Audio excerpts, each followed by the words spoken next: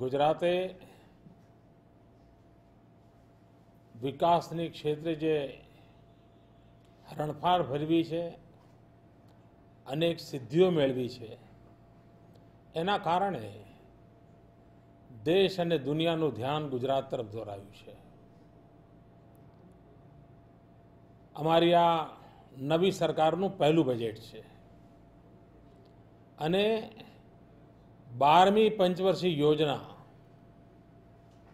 એમાં રાષ્ટ્રના વિકાસમાં ગુજરાત સિંહ ફાળો આપી શકે એવું આ મહત્વાકાંક્ષી બજેટ છે. દુનિયાનો સૌથી યુવાન દેશ આ બજેટથી સ્પષ્ટ થશે કે વિકાસમાં યુવાનને કેવી રીતે જોડી શકાય, કેવી મૌલિક પ્રકારની યોજનાઓ દ્વારા વિકાસની શક્તિઓને, યુવકની શક્તિઓને વિકાસની શક્તિ સાથે જોડી શકાય. ગામડું હોય કે શહેર, વિકાસ માટે એકધારી તક મળવી જોઈએ, અમારા બજેટમાં દેખાય છે. ખેડૂતો પાણીની વ્યવસ્થા, વીજળીની વ્યવસ્થા,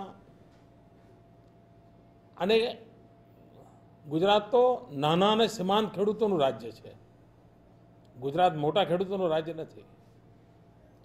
સદનસીબે ગુજરાતનો ખેડૂત ટીપક સિંચાઈ તરફ વળ્યો છે.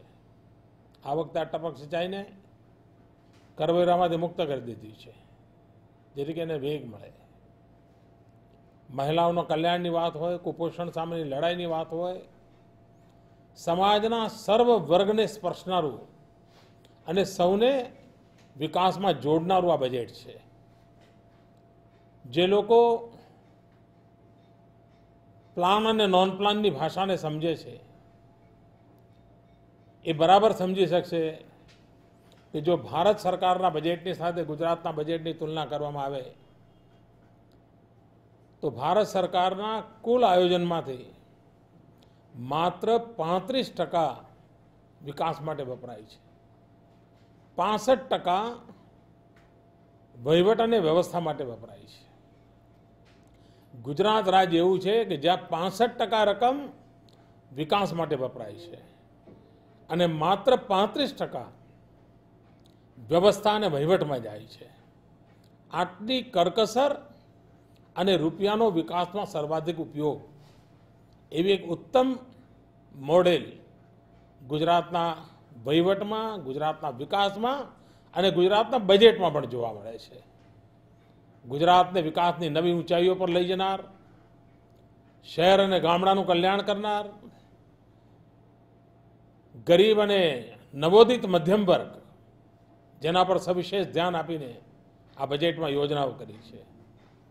અને ભારતીય જનતા પાર્ટીએ ચૂંટણી ઢંઢેરામાં જે વચન આપ્યા હતા એ વચનોને પૂર્ણ કરવાની દિશામાં પહેલા જ બજેટમાં અમે પહેલ કરી છે.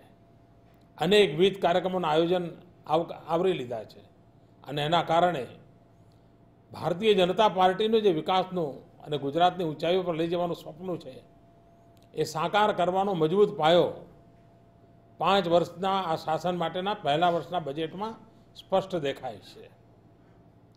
આ બજેટ વિકાસને વેગ આપશે. આ બજેટ માળખાકીય સુવિધાઓને ગુણવત્તાસભર બનાવશે.